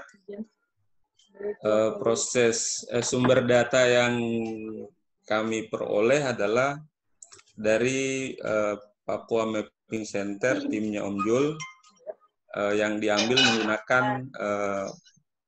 drone DJI Mavic 2 Pro, tanggal pengambilan 12 April 2020, ketinggian terbang 150 meter, jumlah foto 117 foto, overlap 75%, terus GSD 3,74 cm per pixel. Kemudian foto udara ini tidak dilakukan koreksi GCP. Untuk proses pengolahan datanya, saya menurunkan kualitas foto menjadi 25% dari ukuran yang sebenarnya. Kemudian setelah itu diolah di Agisoft Metasafe. Prosedurnya pertama adalah align foto, build exclude, build mesh, build tekstur, build dem, dan build orthomosaik. Selanjutnya dem dan orthomosaik kita ekspor dalam bentuk TIFF. Kemudian diolah di RMap. Di RMap kita input data orthomosaik, kemudian kita membuat file baru dalam bentuk poligon. Kemudian kita mendigitasi on screen, kemudian kita melakukan atribut tabel, calculate geometri, fill kalkulator, kemudian kita manajemen data, selanjutnya melakukan layout, kemudian hasilnya kita ekspor dalam format JPG 100 dpi. Adapun hasil yang didapatkan setelah pengolahan data adalah untuk luas gedung utama kita peroleh luas itu 1,076 hektar. Untuk luas halaman depan kantor Gubernur Papua Barat itu adalah 0,878 hektar. Kemudian panjang keliling halaman 950,44 meter. Lanjut ke tugas peta kontur. Itu prosesnya sama dengan proses awal. Hanya saja di tahapan ini kita membuat kontur menggunakan aplikasi ARMAP. Prosedurnya adalah kita nginput data DTM yang hasil olahan PC Geomatika. Kemudian kita melakukan spatial analysis dengan cara membuat kontur, create kontur, kemudian atribut tabel, kemudian calculate geometri, field calculator, kemudian lanjut ke layout hingga ekspor data. Jadi kontur yang kami buat di sini adalah intervalnya 1 meter, kemudian dapat diketahui dari garis kontur tersebut, itu titik tertingginya adalah 124 meter di atas permukaan laut dan terendahnya adalah 73 meter di atas permukaan laut. Sumber datanya sama dengan peta foto udara. Lanjut ke kelas Advance 1, Advance level 1. Tugasnya ada 4, seperti yang saya sampaikan tadi, yaitu foto udara, kontur, analisis penutupan lahan, dan kelas lereng. Hanya saja di sini sumber datanya berbeda. Di sini sumber datanya adalah hasil pengambilan sendiri oleh peserta. Saya waktu itu tanggal 26 April, saya mengambil pemotretan di halaman areal kantor sekretariat Majelis Permusyawaratan Ulama Aceh dengan luas areal totalnya itu adalah 1,12 hektar. Kemudian untuk luas keseluruhan bangunan adalah 0,38 hektar. Panjang batas keliling halaman 507,61 hektar.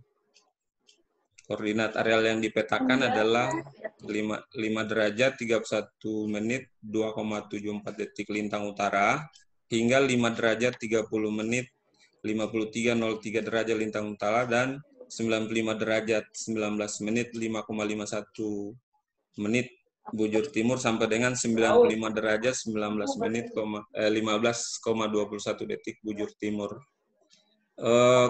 Ketinggian terbang waktu pengambilan foto udara adalah 100 meter. Karena sebagai informasi untuk wilayah Banda Aceh itu maksimal terbangnya hanya 100 meter. Kami sudah coba untuk terbang di atas itu tapi gagal. Jumlah foto pada saat pengambilan adalah 229 foto.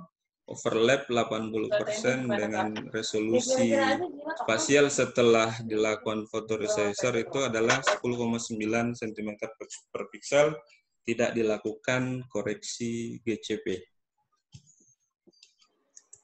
Kemudian ini adalah peta kontur lokasi kantor sekretariat Majelis Permusyawaratan Aceh. Itu prosedurnya sama dengan waktu level basic.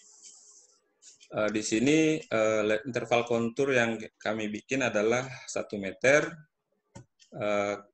Titik tertingginya hanya 8 meter dan terendahnya adalah 2 meter. Jadi untuk wilayah Banda Aceh dan sekitarnya termasuk wilayah Aceh Besar, Kecamatan Darul Imarah, itu memang kondisinya di dataran rendah. Kemudian saya lanjut ke tugas ketiga level advance 1, yaitu peta penutupan lahan. Penutupan lahan sendiri itu menurut Undang-Undang Nomor 4 Tahun 2011 tentang Informasi Geospasial merupakan garis yang menggambarkan batas penampakan areal tutupan di atas permukaan bumi yang terdiri dari bentang alam maupun buatan. Jadi prosedurnya adalah setelah dari Agisoft, kemudian di ekspor ortomosaik, hasilnya diolah di ArcGIS dengan melakukan editing digit on screen. Prosedurnya sama dengan pembuatan sepel yang lain. Di sini hasil digitasi kami adalah Setelah dilakukan topologi error, kemudian kita calculate geometri luasan berdasarkan kelas penutupan lahannya itu.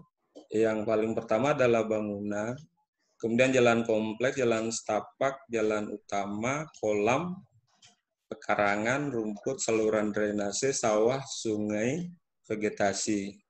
Nah, di sini yang mendominasi adalah kelas tutupan pekarangan dengan persentase 33,83%.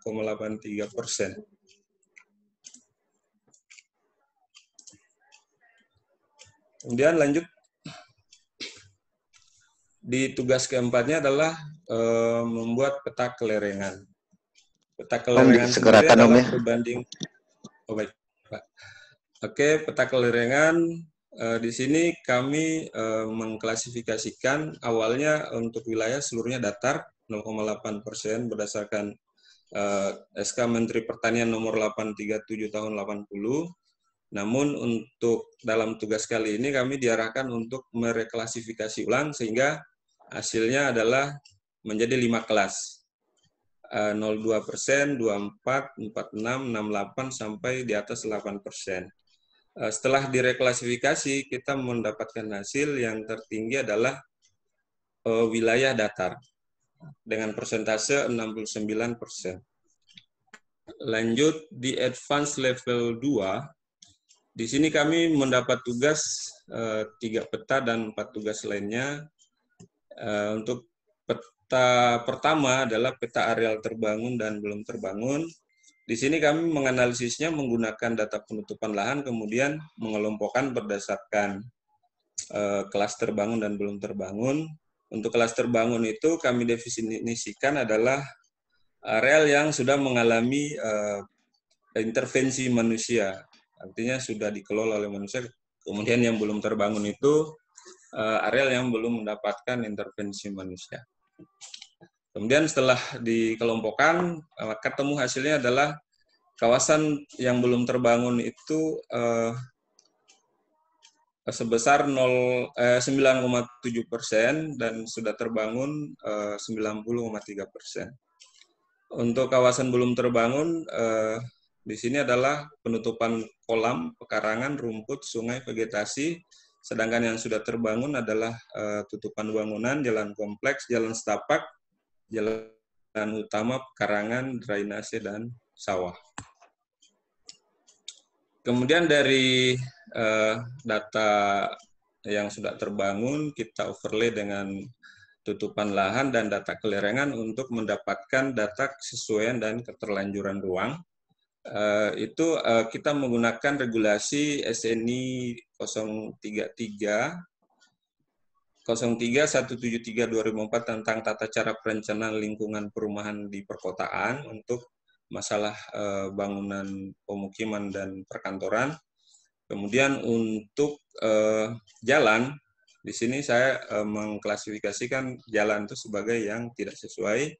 Itu menggunakan Undang-Undang Nomor 38/2004 tentang jalan, kemudian seterusnya Permen PU Nomor 19/2011 tentang persyaratan teknis jalan dan kriteria perencanaan teknis jalan. Kemudian untuk masalah keruangan RT/RW, kami mendasari pada Kanun Kabupaten Aceh Besar tentang RT/RW Kabupaten Aceh Besar tahun 2013.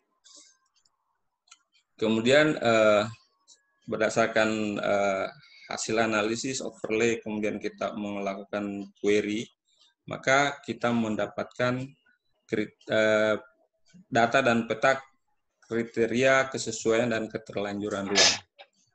Nah, di sini kami dapatkan hasil untuk kesesuaian ruang itu yang ruang terbangun sesuai itu yang mendominasi adalah 77,99%.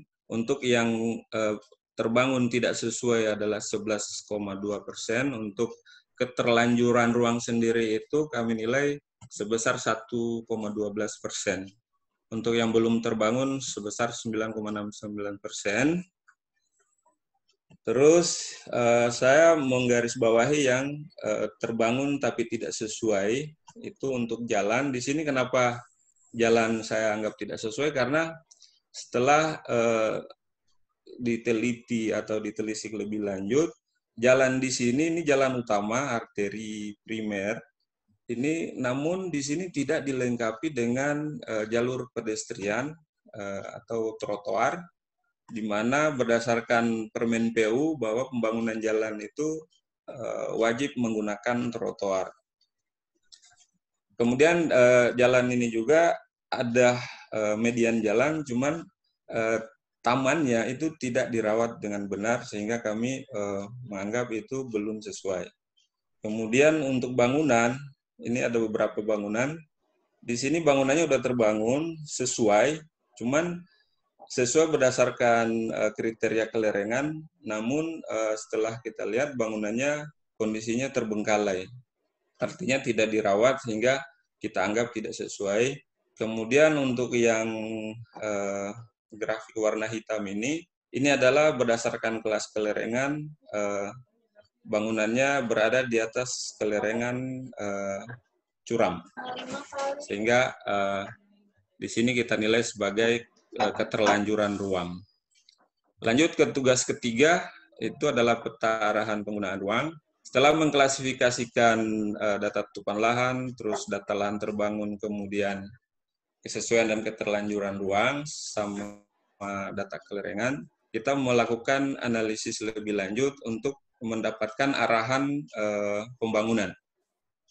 Di sini setelah dilakukan analisis, kami mendapatkan data untuk arahan pembangunan terhadap areal kantor Majelis Permusyawaratan Aceh dan sekitarnya itu adalah pembangunan areal parkir, rencana pembangunan jalan setapak, rencana pembangunan jalur pedestrian atau trotoar, kemudian rencana pembangunan saluran drainase, rencana pembangunan turap sekeliling kolam, kemudian rencana pembuatan kebun campuran, rencana pembuatan taman, rencana pemeliharaan berkala untuk gedung, jalan, kemudian untuk rencana penanaman pohon untuk penghijauan di areal sempadan sungai, kemudian rencana pengaspalan jalan, ini ada jalan kompleks, tapi kondisinya belum teraspal, jadi kita rencanakan untuk pengaspalan jalan kompleks. Kemudian karena sungai yang ini adalah dangkal, kita rencanakan untuk kegiatan pengerukan sedimen sungai. Kemudian untuk yang hijau, ini wilayah sawah, kita programkan untuk pendampingan terhadap petani untuk meningkatkan produktivitas. Kemudian untuk yang gedung yang tadi ini dalam kondisi rusak atau terbengkalai, kita programkan untuk rehabilitasi bangunan. Kemudian ada beberapa pekarangan kita programkan untuk rencana pembangunan ruang terbuka hijau. Kemudian ruang untuk sarana olahraga dan area bermain di sini. Karena di sini, di sekitaran kantor MPU ini, kami lihat fasilitas tempat bermain dan ruang terbuka hijau itu masih sangat kurang. Kemudian lanjut, ini saya skip aja. Lanjut ke kesan, pesan, dan harapan. Kesannya untuk kegiatan pelatihan ini, untuk Indonesia Mapping Community, Papua Mapping Center, dan Skycover Indonesia, sangat luar biasa. Terus salut pada para suhu, para guru, dan pengurus kelas atas ketegasan, sikap ikhlas, dan kesungguhan dalam berbagi ilmu. Terus salut juga pada rekan-rekan seangkatan yang selalu semangat meskipun mengerjakan tugasnya kadang tembus pagi. Kemudian dalam pelatihan ini saya merasakan ternyata main drone itu menyenangkan walaupun awalnya deg-degan. Terus kesan yang lainnya adalah selalu deg-degan saat mengumpulkan tugas. Kemudian untuk pesannya, tetap ikhlas dalam berbagi ilmu, meskipun ilmu kita belum banyak, namun ilmu tidak akan berkurang meski dibagikan kepada banyak orang. Ini adalah hikmah indahnya berbagi. Terus harapannya tetap kompak, tetap sehat, sukses semuanya. Semoga IMC terus berkembang dan maju. Terus semoga suatu saat punya kesempatan bisa mengunjungi suatu daerah dan bisa berjumpa dengan anggota IMC di daerah tersebut maupun para guru. Kemudian semoga kedepannya ada reuni angkatan maupun reuni besar untuk semua angkatan. Ini harapan, mudah-mudahan terwujud. Terus untuk masalah komitmen untuk target jangka pendek, ingin berbagi pengetahuan dengan teman di lingkungan tempat kerja, mungkin untuk beberapa saat nanti ya, kurang lebih 5 orang. Untuk target jangka panjangnya itu memiliki drone sendiri, tujuannya agar lebih mudah dalam mengajari anak-anak saya, terus kerabat, tetangga, dan masyarakat lain yang berminat pada mapping drone. Kemudian jangka panjangnya itu mendorong penggunaan drone mapping dalam setiap kegiatan di kantor. Misalnya untuk kami ini kan ada kegiatan penafsiran penutupan lahan, itu kami akan dorong agar pada saat guru lonceng nanti menggunakan drone untuk mengkoreksi hasil penafsiran penutupan lahan yang menggunakan citra masih resolusi sedang.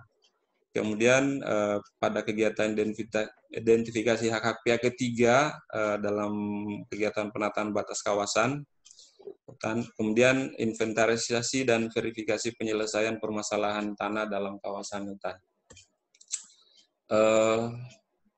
Kemudian terima kasih terhadap Papua Mapping Center, Skygaper, kemudian pada Om Hikmat, Prof, terima kasih banyak atas ilmu dan masukannya. Kemudian Om Zul atas semua ilmu tentang pemetaannya. Kemudian Pak Anton Chandra sebagai wali kelas dan Om Barun yang sebagai guru BP, terima kasih banyak. Dan teman-teman semua di angkatan ketiga mapping online. Terima kasih. Assalamualaikum warahmatullahi wabarakatuh. Terima kasih Om Syukur. Banyak juga nih rombongan dari Banda Aceh ya. Satu kesatuan. Iya Pak. Satu kantor Pak. Satu kantor sama berempat ya? Iya Pak. Oke. Ya terima kasih sudah pemaparan yang menarik ya. Artinya tapi masing-masing punya kelebihan banyak kekurangannya. Yang bisa kita atau kami juga ingatkan lagi bahwa peta yang dihasilkan ini harus bisa menjadi alat mengambil keputusan atau mendorong membuat kebijakan. Jadi apa yang kita sampaikan ya harusnya dengan mudah tersirat dan tersurat. Ya kira seperti itu ya. Om Hikmat, boleh ditambahkan Om Hikmat? Silakan Om. Ini kita sudah ada 4 presenter tadi ya. Yang pertama 2, sekarang 4.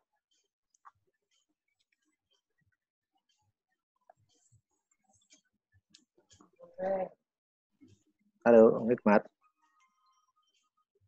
Atau ada yang mau tanya, komentar dari kawan-kawan? Ini cukup banyak yang hadir, tapi sepi sekali. Murid-muridnya sopan.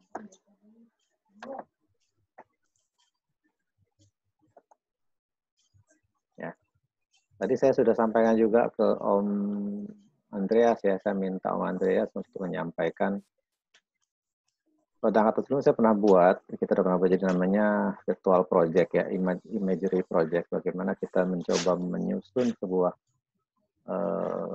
mapping untuk mendapatkan target akuisisi data yang kita inginkan. Kita akan coba susun, kita akan coba bahas bagaimana sebuah project itu kita planning dan kita eksekusi supaya tepat guna. Jadi ada sedikit berbeda besok ya. Besok malam Om Andreas sudah bisa siap menyiapkannya. Oke, saya mungkin mohon maaf juga tidak bisa lanjut lebih lama. Ada yang mau bertanya? 1, 2 orang? Silakan. Oh maaf Om. Ya, silakan. Ini saya belum melakukan presentasi malah Om. Oh, apa? Oh, Om Riandika ya? Maaf Om. Iya. Terlewat rupanya. Hampir saja. Untung berani bicara. Silakan Om. Oh ya, terima kasih Om. Waktunya mungkin lebih singkat, lebih baik Om. Oh, siap. Mungkin bisa saya persingkat Om. Ya, silakan Om Riyandika. Sorry Om. Ya, mungkin saya langsung saja Om ya. Ya, silakan. Assalamualaikum warahmatullahi wabarakatuh. Waalaikumsalam. Perkenalkan, nama saya Riyandika Ade Firdaus, nomor absen 3 di angkatan 3 dalam online training mapping using drone ini Om. Oke, kita next saja untuk mempersingkat waktu.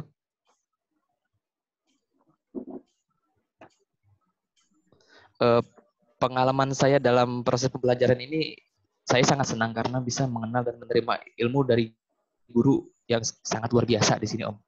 Dan saya juga dapat update ilmu di bidang pemetaan, khususnya di bidang pemetaan udara. Dan saya bisa belajar untuk ikhlas dalam menerima dan memberi ilmu. Bisa belajar untuk memanajemen waktu dan mengenal teman-teman baru dari seluruh penjuru tanah air ini. Kendala utama yang saya hadapi selama proses pembelajaran ini yaitu memanajemen waktu, karena saya harus membagi antara tugas kantor, kuliah, kelas online ini, dan pekerjaan di rumah Om. Next. Jadi kita masuk langsung ke kelas basic 1, di mana kami mendapatkan 2 tugas yang datanya diperoleh dari Papua Mapping Center yang berlokasi di kantor Gubernur Manokwari. Tugas pertama yang kami dapat yaitu peta foto udara, dan tugas kedua yang kami dapat yaitu peta kontur. Di tugas 1 basic level dalam pembuatan peta foto udara, kita melakukan 3 step. Yang pertama, melakukan resize foto di Facetune Resizer. Yang step 2, kita mengolah data di Agisoft Metasafe, yaitu align foto, build dense cloud, build mesh, tekstur, dem, orthomosaik. Lalu hasil dem dan orthomosaik kita ekspor ke TIFF. Lalu hasil TIFF yang sudah kita dapatkan dari orthomosaik dan dem kita masukkan ke ArcGIS. Lalu kita buat save file, kita digit on screen, lengkapi attribute table-nya, proses layouting, lalu ekspor to JPEG. Jadi keterangan di peta ini sumber data di peta ini kita mengambil data menggunakan drone DJI Mavic 2 Pro dengan tanggal pengambilan 12 April 2020, ketinggian terbang 150 meter. Jumlah foto yang didapat 117 foto, resolusi 3,72 cm per pixel. Lokasinya di kantor Gubernur Papua Barat, luas gedung utama 1,08 hektar, luas halaman depannya 0,89 hektar, dengan panjang batas keliling halaman kantor Gubernur 924,75 meter. Masuk ke tugas kontur. Semua proses pengolahan datanya sama, yang berbeda hanya pada saat kita mendapatkan TIFF dari data DEM, kita filtering lagi menjadi DTM menggunakan PGI Geomatica. Dari proses PGI Geomatica kita ekspor lagi ke TIFF, lalu kita masukkan ke ArcGIS, kita melakukan spatial analis untuk mendapatkan kontur tersebut, lalu kita membuat save file, digit on screen segala macam, lengkapi attribute table, layouting, lalu kita ekspor lagi ke JPEG. Keterangan peta ini semuanya sama, yang membedakan hanyalah ini mendapatkan tambahan data kontur dengan interval kontur 1 meter, titik tertinggi 129 meter, dan titik terendahnya 69 meter. Langsung masuk ke kelas advance level 1, di mana kita mendapatkan 4 tugas dengan data yang kita potret sendiri Om. Tugas pertama yaitu peta foto udara, tugas kedua peta kontur, tugas ketiga peta tutupan lahan, dan keempat kita melakukan tugas PET untuk membuat peta kelas lereng. Masuk ke advance level 1 peta foto udara. Ini saya mengambil foto tepat di depan kantor BPKH Om, dan area sekitarnya. Luas area yang saya petakan ini hanya 2,75 hektar.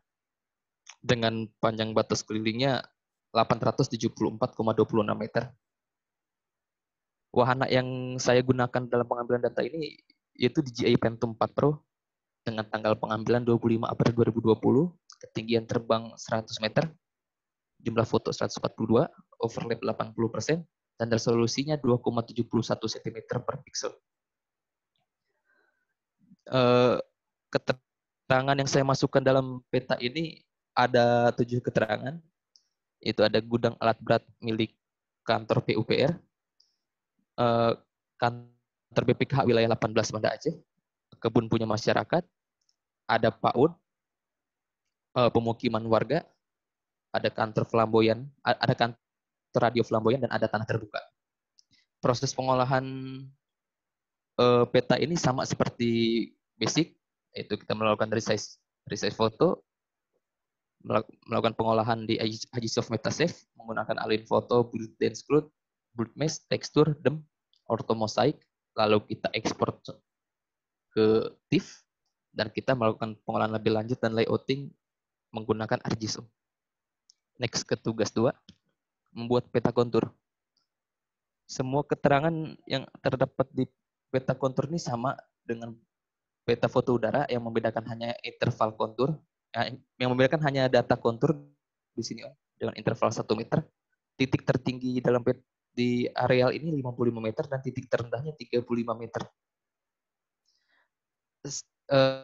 Step-step pengolahan datanya pun sama, yang membedakan hanya TIFF dari data DEM kita filtering lebih lanjut menggunakan PCA Geomatika untuk mendapatkan data try model. Lalu kita ekspor ke TIFF. Selebihnya data TIFF itu kita masukkan ke ArcGIS, kita melakukan spatial analisis untuk membuat kontur, dan selanjutnya kita pengolahan lebih lanjut dan layouting di ArcGIS. Next, untuk tugas 3 kita mendapatkan tugas membuat peta tutupan lahan, di mana areal yang saya buat tutupan lahannya seluas 8,21 hektar, dan saya mengklasifikasikan menjadi 10 kelas tutupan lahan di sini. Yang pertama ada alat berat, ada bangunan, ada bantaran sungai, jalan, pekarangan, kebun, rawa, semak belukar, sungai, dan tanah terbuka. Pengolahan untuk membuat peta tutupan lahan ini sama seperti peta foto udara. Hanya ketika proses pengolahan di ArcGIS, kita mendigit on screen-nya harus menyesuaikan dengan kenampakan yang ada di citra itu, yang ada di foto udara tersebut. Next, untuk peta kelas lereng.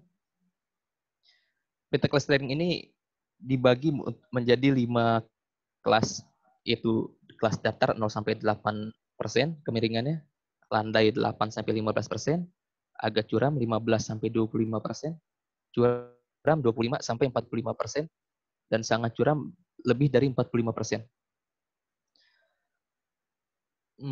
Untuk mendapatkan data kelas lereng ini, kita melakukan filtering data DEM di PCA Geomatika.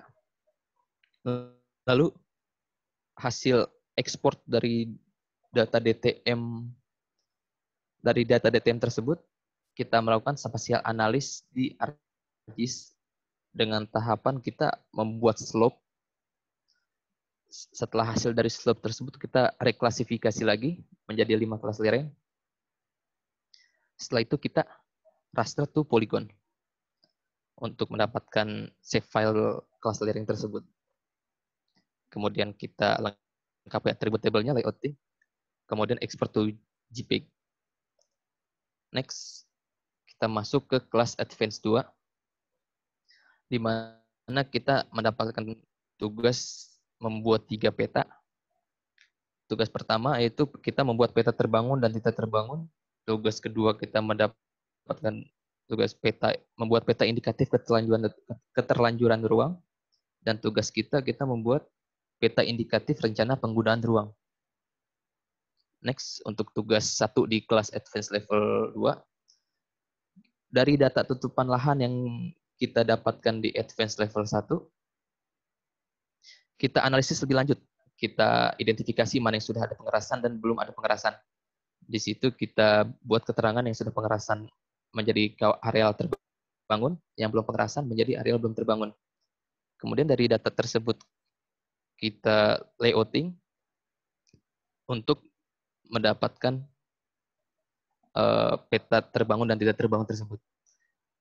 Untuk keterangan dari peta ini, kawasan terbangun di sekitar areal kantor BPKH wilayah 18 Banda Aceh seluas 5,74 hektar dengan persentase 70%, dan kawasan tidak terbangun di sekitar kantor BPKH seluas 2,47 hektar atau 30%.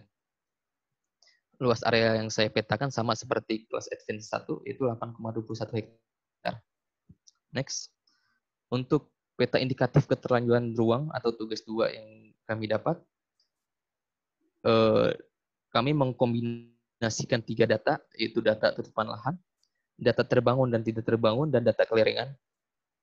Kita overlaykan ketiga data tersebut atau kita union menggunakan tools di ArcGIS. Kemudian kita analisis lebih lanjut. Di sini saya menganalisis menggunakan SNI 03 1733/2004 tentang tata cara perencanaan lingkungan perumahan di daerah perkotaan. Lalu saya menggunakan Peraturan Pemerintah Nomor 38 Tahun 2011 yang mengatur tentang sungai, yang isinya tentang sempadan sungai atau buffer zone sungai di kawasan perkotaan dengan kedalaman 3 meter ke bawah dengan buffer zone 10 meter. Kemudian saya mengambil dari jurnal Fakultas Teknik Universitas Diponegoro yang isinya pengaruh perkembangan lahan terbangun terhadap kualitas lingkungan permukiman, dengan kualitas lingkungan permukiman. Setelah saya analisis menggunakan 3 indikator tersebut, maka saya bisa mendapatkan data indikatif keterlanjuran ruang untuk daerah sekitar kantor BPKH wilayah 18 Banda Aceh ini. Kemudian dari data itu saya buat layouting untuk menampilkannya dalam satu lembar peta. Kemudian tugas peta terakhir yang saya dapatkan yaitu peta indikatif rencana penggunaan ruang. Di sekitar areal kantor BPKH ini, rencana penggunaan ruang yang saya buat, saya klasifikasikan menjadi 12 rencana penggunaan.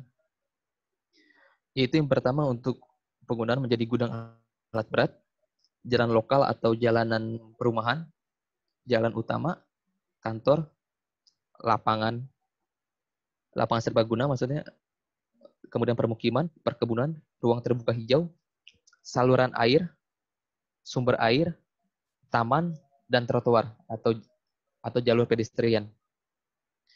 Untuk mendapatkan data indikatif rencana penggunaan ruang ini, saya mengkombinasikan 4 data, yaitu data tutupan lahan, data terbangun dan tidak terbangun, data kelerengan, dan data indikatif keterlanjuran ruang.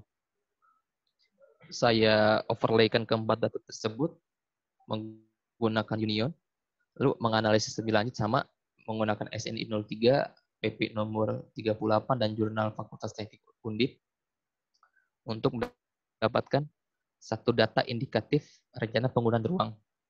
Dari data tersebut saya layouting lebih lanjut dan jadilah satu lembar peta indikatif rencana penggunaan ruang. Next, kita langsung ke penutup saja, Om. Kesan yang saya dapatkan dalam pelatihan ini, saya merasa salut kepada seluruh kru PMC, IMC, dan Skygrapher yang sudah mengadakan kelas online ini. Karena jarang-jarang ada yang mengadakan kelas online secara, ya bisa dibilang cuma-cuma ini, Om. Tapi sebenarnya hasilnya tidak cuma-cuma. Terus saya juga salut kepada para guru yang sudah sabar menghadapi kami semua sebagai murid. Saya juga salut kepada semangat rekan-rekan saat mengerjakan tugas. Dan saya juga mendapatkan kegiatan yang positif di tengah wabah pandemik saat ini, yang kebetulan saya WFH di rumah. Dan saya juga bisa belajar untuk ikhlas dalam menerima dan memberi ilmu. Pesannya saya sangat-sangat berterima kasih kepada para guru dan seluruh kru PMC, IMC, dan Skygrapher. Dan semoga kita semua tetap rendah hati dengan ilmu yang sudah kita miliki. Kita tetap ikhlas dalam memberi dan menerima ilmu. Dan semoga kita tidak bosan untuk memberi. Harapannya saya miliki, semoga kita semua memiliki kesempatan untuk bertemu langsung dengan guru dan rekan-rekan seangkatan. Sekedar kopi darat gitulah. Kemudian, semoga setelah pandemik ini, kita mengadakan agenda untuk reuni bersama. Dan semoga kita semua tetap kompak, sukses selalu, dan sehat selalu. Terima kasih Om, mungkin itu saja yang dapat saya sampaikan. Kurang lebihnya saya mohon maaf. Assalamualaikum warahmatullahi wabarakatuh. Oke, terima kasih Om Riandika. Sebetulnya lebih dari itu, bukan ketemu ya, tapi saya sih berharap kita bisa membuat suatu karya bersama nih. Kolaborasi dari timur sampai ke barat, dari utara ke selatan. Saat ini kita sudah memiliki 1.102 alumni dari PMC dengan sebar di seluruh 34 provinsi. Prof. Hikmat masih ada, Prof? Halo, Om Hikmat. Boleh Om, bisa dari komen sekaligus menutup sesi ini. Halo Prof.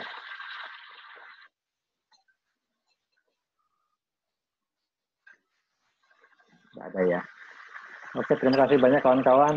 Kita akan jumpa besok malam. Kita akan coba buat satu sesi khusus, artinya sesi yang interaktif ya. Saya harapkan partisipasi dari kawan-kawan ada aktif ya, jangan hanya sekedar pasif mendengar atau melihat, tapi kita saling berbagi. Jangan khawatir, setiap kontribusi dari kawan-kawan akan membuat sebuah hal yang bisa lebih komparatif ya, lebih lengkap dan lebih komprehensif. Terima kasih atas kehadirannya. Om Jil juga masih ada kegiatan di kantornya, kita buka puasa. Yang sudah buka puasa mungkin selamat berbuka, yang belum silakan bersiap. Yang jualan juga coba jualannya dikirim ke sini ya. Ya, terima kasih banyak. Sampai jumpa nanti malam ya, tetap pada waktu yang sudah kita sepakati bersama. Assalamualaikum warahmatullahi wabarakatuh. Waalaikumsalam warahmatullahi wabarakatuh. Terima kasih.